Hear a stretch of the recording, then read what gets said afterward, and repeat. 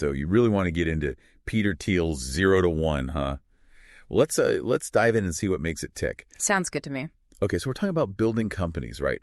But not just companies that like play the game. Right. They change it completely. Yeah, Going from 0 to 1, creating something totally new, not just copying what everyone else is already doing. Yeah, and the best part is Thiel's not just some guy theorizing from his, ivory tower. Oh, yeah. He's been there. He's done that, co-founded PayPal and Palantir. Huge companies. And invested in giants like Facebook and SpaceX. Oh, wow. So he's got the real world experience. Yeah, his insights come from being in the arena. Exactly. So he's not just talking the talk. He's walked the walk, right? Absolutely. So one of the first things that really kind of struck me is this idea that he throws out there like right off the bat. Okay. He says competition, which is, yeah, we're practically raised to believe is a good thing, is actually the enemy of profit. What do you think about that? It's definitely it's a thought-provoking idea for sure. Yeah. I mean, most people think competition is good, right? But Thiel, he argues that aiming for a monopoly. A monopoly. Yeah, in the sense of being so good at what you do that no one else even comes close. That's the real goal. That's how you win. Interesting. Think Google search, for example. They practically own that space, right? They do. No one can touch them. Yeah, that's a great point. And he uses this this really funny example. I think it's to illustrate this. Okay. Imagine opening a British food restaurant in Palo Alto. Okay, so like fish and chips and stuff? Exactly, like bangers and mashed shepherd's pie, all that. And you think, there's no competition here. Right. I'm going to be the king of British food. The king, yeah. But Thiel says that's a trap. It's a trap. How is that a trap? Well, you've made your target market so small that there's no way to really grow into a big company. You're just competing with yourself, basically. Yeah. Well, not even yourself. You're competing with every other restaurant in Palo Alto. Right. Your market is actually way bigger than you think it is because people who want British food, they might also want Italian food. Or just food in general. Exactly. Yeah. So you got to think bigger. That's such a good point. I never thought about it that way. Yeah, it's easy to get tunnel vision. It is. But you got to zoom out. So, okay, so let me ask you this then. Yeah. Thinking about our listeners right now, are they stuck in a competition that's basically a race to the bottom? It's a good question. How can they break free? How can they create something that's truly unique? Yeah, how do you escape that trap? Right, and that's a great segue because once you've escaped the competition trap, then Thiel says you need to build for the long haul. Oh, okay. You aim for what he calls the last mover advantage. The last mover advantage. Okay, I like this already. Yeah. So it's kind of like flipping the script on that whole first mover advantage thing. All right. Everyone's always like, got to be first to market. Got to be first, yeah. But what if someone comes along later and does it better? Exactly. Then what was the point? Then you're toast. Yeah. So you're saying it's about being the last one standing. It's about making the last great development in a market, becoming the gold standard that everyone else is measured against. I like that.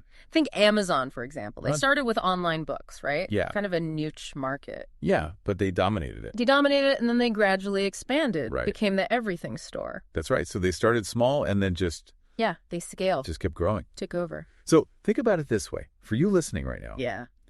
Whatever your area of expertise is, what would it take to become the undisputed leader in that? Oh, that's good. To become the last word in what you do? Yeah.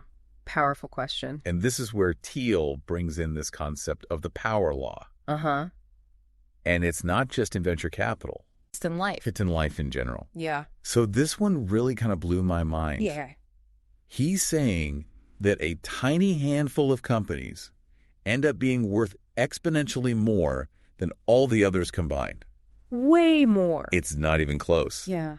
And it's not just in business. It's everywhere you look. It's crazy. Yeah, he gives this example of the top 12 tech companies globally. Okay. They're all venture-backed, right? Right. But venture capital itself is a tiny fraction of the whole economy. Right. So the impact of those few companies is massive. Huge. Yeah. Outsized impact. So the takeaway for our listeners, yeah, choosing the right company or project to be a part of matters more than anything else. It's not even about your specific role. It's about being in something that explodes in value. Right. If the whole thing takes off, everyone wins. Exactly. It's like you don't want to be on a sinking ship. You want to be on a rocket ship. You want to be on a rocket ship, right? Yeah. A rowboat isn't going to get you very far. Exactly. And this is where Thiel ties us into another really fascinating idea. Oh, yeah. This idea that the world is still full of secrets. Oh, I love this one. Waiting to be discovered. Yeah. Most of us, I think we kind of act like everything's already been invented. Right. We think it's all been done. It's all been done. Yeah. But Thiel says, no, that's just not true. There's still so much out there. There's still so much to discover. Yeah. And he's saying we've kind of forgotten how to look for them. We've gotten complacent. We're risk averse. We're playing it safe. Yeah. And we're missing out on these hidden gems. Right. These secrets. These secrets that can be the foundation of truly great companies. And he uses these great examples. Oh, yeah. Airbnb and Uber. Okay. They found secrets in plain sight. In plain sight. Yeah, things that people were overlooking. Like Airbnb, they realized people had unused space. Right. And travelers wanted something different from hotels. Uber saw a way to connect drivers with riders and disrupted the whole taxi industry. Right. And these weren't like massive technological leaps. Right. They were secrets about how the world could work differently. So they saw an opportunity and they seized it. They did. So this is the challenge for you listening right now. Yeah. What are the secrets in your field? In your industry. What are the things that everyone else is missing? What assumptions are people making that might not be true? Right. What are the blind spots? And once you've uncovered a secret, you're ready to build a company around it. Yeah. But Thiel says this is like founding a country. Whoa. You only get one shot to get the foundation right. High stakes. High stakes, right? Yeah. So he talks about culture, your team being aligned on the mission.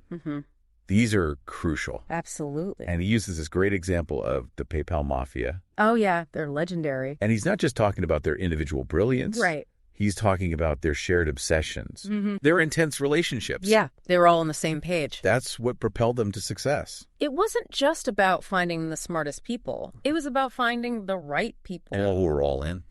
The ones who believed in the vision and would fight for it together. Right. So a team of passionate, aligned individuals beats a team of just smart people any day. Definitely. Right. Absolutely. And this is where it gets really interesting. Okay, I'm intrigued. We all love the idea of build it and they will come. Oh, yeah. So romantic. So romantic. But Thiel, he throws some cold water on that dream. Really? He says you can't underestimate distribution. Oh, okay. So it's not enough to just build it. It's not enough. You got to get it out there. You got to get it out there. Okay. You can have the most amazing product in the world. Yeah. But if nobody knows about it, It doesn't matter. it doesn't matter. So how do you do that? Well, that's what we're going to talk about next. Okay. Sounds good. And what's interesting is Thiel doesn't see distribution as just an afterthought. Like, oh, we built this great thing now, let's figure out how to sell it. Right. He's saying it needs to be baked into the product itself. From the beginning. From day one. Yeah. Distribution is part of the product design. It's such a different way of thinking about it. It is. And especially in Silicon Valley, where it's all about the engineers and the technology. Digitoder. Yeah. Sales and marketing often get kind of pushed to the side. They're seen as less important. But Thiel says, no, you got to think about how this thing's going to get to people right from the start. Right, from the get-go. So he breaks down distribution into these different categories. Oh, okay. I'm curious. Okay, so at the high end, you've got complex sales. Complex sales. Yeah, these are deals that are worth millions of dollars. Wow. They require long-term relationship building. It's a whole different game. It's a different beast. Give me an example. Think SpaceX. Okay. Elon Musk had to secure those billion-dollar contracts with NASA. Right, to even launch rockets. To even get off the ground. That makes sense. Then you've got personal sales. Okay. This is more about, individual customers or smaller businesses. Right. Thiel uses the example of Box, the cloud storage company. Oh, yeah, I know them. They targeted small teams within bigger organizations. Interesting. So not the whole company. Just a little piece. Little pockets. Because people are more likely to adopt something that solves an immediate problem for them. Right. It's less risky that way. Exactly. You can test it out. Prove your value and then grow from there. It's like a foot in the door. It's a foot in the door, and you're not trying to conquer the world all at once. Right. Then you have marketing and advertising. Okay. Which can be effective. Yeah. But it can also be really expensive. Especially for a startup. Especially if you're cash strapped, right? Right. You don't want to blow your whole budget. Exactly. And Super Bowl ads. Yeah. Thiel cautions against getting seduced by those flashy ad campaigns. Right. It's tempting, but not always the best use of resources. Especially early on. And then finally, you have viral marketing. Viral marketing. where the product itself encourages spreading the word. Okay, I like this one. Think Facebook, PayPal. Classic examples. Every friend requests every payment. It's an invitation to join the network. So it grows organically? It grows organically, and if you can pull it off, it's incredibly powerful. Yeah, that's amazing. And Thiel points out that even distribution follows a power law. Oh, interesting. It's not about doing everything. It's about finding that one channel That works best. that works best for you and going all in on it. Focus your energy. So, okay, you've got your team, you've got your distribution strategy, Mm-hmm. but how do you make sure your company is still relevant a decade from now? That's the million-dollar question. That's the big one. And this is where Thiel brings in this fascinating case study. Okay, hit me with it. The clean tech bubble. The clean tech bubble. Yeah, it's almost tragic. What happened? So many clean tech companies, they had the best of intentions. You know, they're trying to tackle climate change. Right. Saving the world. But so many of them failed. Why? And Thiel says it's because they got some crucial questions wrong. Oh, okay. So they had the passion. They had the drive. Even the funding. But something was missing. Something was missing. So what were these questions? Well, he talks about misunderstanding the market, Okay. overhyping their technology. All right. Getting ahead of themselves. Their timing was off. Too early. It's a cautionary tale. So they were just riding a trend. And Thiel contrasts this with Tesla. Okay, Tesla. They benefited from the clean tech buzz, sure, Yeah. Everyone was excited about electric cars. but they also nailed those fundamental questions. So they had a solid foundation. They did. Okay. I'm ready for those questions. All right, so first is the timing, right? Time it. Is the technology actually ready for prime time? Right. Because a lot of those clean tech companies were just too early. Too early. The technology wasn't there yet. Then there's the monopoly question. Monopoly again. Are you starting with a big share of a small market? Okay. Or are you going after a huge market right away? And facing tons of competition. The British food restaurant all over again. Right. You don't want to be in that trap. And of course, there's the team question, The the distribution question, Distribution. the durability question. Durability meaning. Will you still be relevant in 10 or 20 years? Long-term thinking. And finally, the secret question. The secret. Have you found a unique opportunity that others don't see? Right. So the clean tech bubble was a failure to answer these questions, honestly. They relied on hype and good intentions, but that wasn't enough. So To make Tesla, they had all the answers. They focused on building a superior product. God. They understood timing. Mm-hmm. They had a distribution strategy. Right. And they built a brand around this idea that clean tech could be cool. Aspirational. Aspirational. Exactly. This wasn't just about saving the planet. It was about being cutting edge and innovative. So it shows that success requires more than just a good idea. Right. It's about a solid plan, a great team, and really understanding the market. And speaking of teams, Ooh, Thiel has this whole chapter called The Founder's Paradox, I love this one. all about the unique personalities that drive successful companies. It's like the psychology of entrepreneurship. Exactly. So Thiel argues that founders often have these extreme personalities. Extreme. Yeah, they're outsiders, insiders, brilliant and prone to mistakes. So they're complex. They're complex, they're adored and attacked. larger than life. He uses examples like Howard Hughes, Bill Gates, Steve Jobs. Yeah, those are some big names. And it's that duality that's so fascinating. The good and the bad. And Thiel doesn't shy away from the dark side. What do you mean? He talks about the dangers of hubris, Hubris. believing your own hype so much that you lose touch with reality. Oh, yeah, you can get blinded by success. Exactly. So that's a cautionary tale. But he also acknowledges that you need that individual vision, that drive to create something new. And that often comes from unconventional personalities. Exactly. So it's a double-edged sword. He even compares successful tech companies to feudal monarchies. Whoa.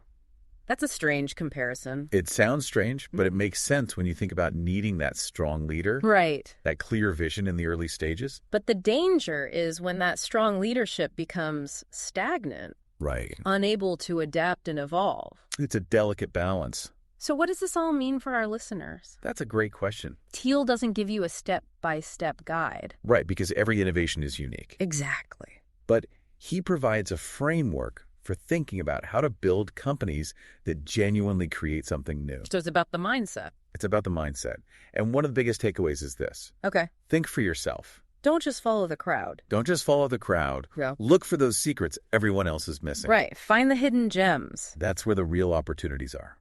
So it's about applying that founder mindset to whatever you do. Whether you're starting a company, writing a book, or even just raising a family. Find those opportunities to create, to make a real impact. That's what Thiel's vision of the future is all about. And he presents these two contrasting scenarios. Oh, yeah, I remember this. Stagnation and conflict on one hand. Versus. And as you mentioned earlier, one of those fascinating things is what Thiel doesn't explicitly address. Right. He's a huge advocate for monopolies. But he doesn't really delve into the potential downsides. Like, should we be worried about a future where a handful of companies control everything? Right.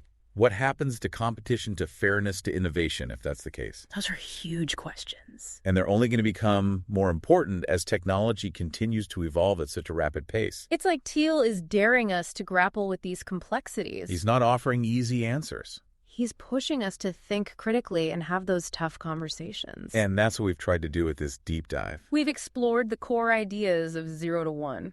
But we've also raised some new questions, some new perspectives. We've given you a foundation. But now it's up to you to build on it. To keep thinking, keep learning, keep challenging your own assumptions. Because in the end, that's how we create a future that's worthy of our potential. Beautifully said. So to everyone listening, keep diving deep. Keep asking those tough questions. The most important part. Keep creating until next time. Yeah, it's a challenge for sure. He really makes you think. He does. It's not just giving you the answers. It's like he wants you to wrestle with it, you know? Figure it out for yourself. Exactly. So I was thinking about this. Yeah. What kind of founder am I? Oh, interesting. Even if I'm not, launching some big tech company. Right.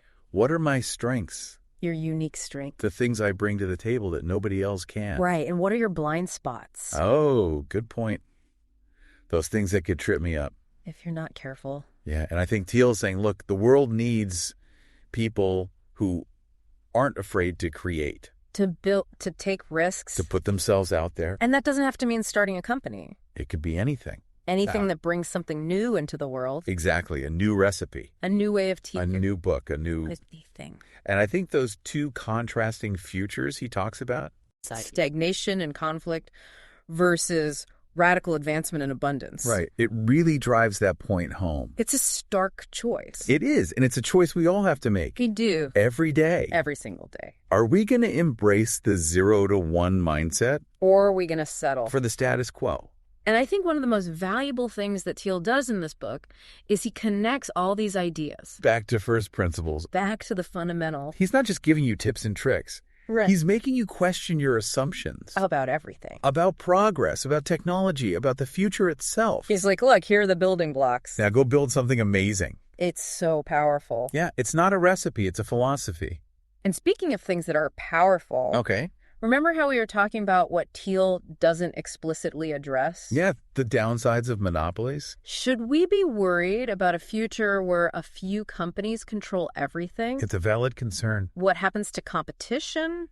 To fairness, to innovation, if that's the world we're headed towards. It's a big question. It's a huge question, and it's something that I think we need to be talking about more. As technology gets more and more powerful. Right, because it's not just about the technology itself. It's about the impact it has on society. On all of us. And I think Thiel is kind of challenging us to grapple with these complexities. He's not giving us easy answers. He's pushing us to think critically and have those tough conversations. And that's what we've tried to do with this deep dive. Explore the ideas. Raise some questions. Offer some new perspectives. We've given you a foundation. But now it's up to you to build on it. To keep thinking, keep learning, keep challenging your own assumptions. Because in the end, that's how we create a future that's worthy of our potential. Well said. So to everyone listening, keep diving deep. Keep asking those tough questions. And most importantly, keep creating. Until next time. We'll see you then.